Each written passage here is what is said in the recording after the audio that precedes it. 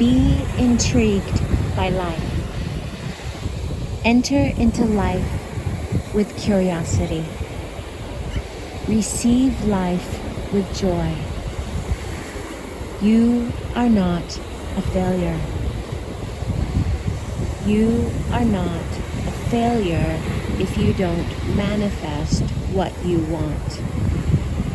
Manifesting what you want is not the nature of life, and surely not your job. Your job is to give yourself over to life as it is.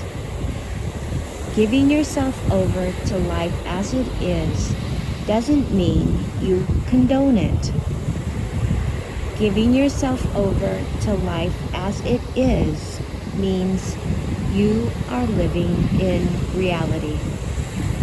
And that's where miracles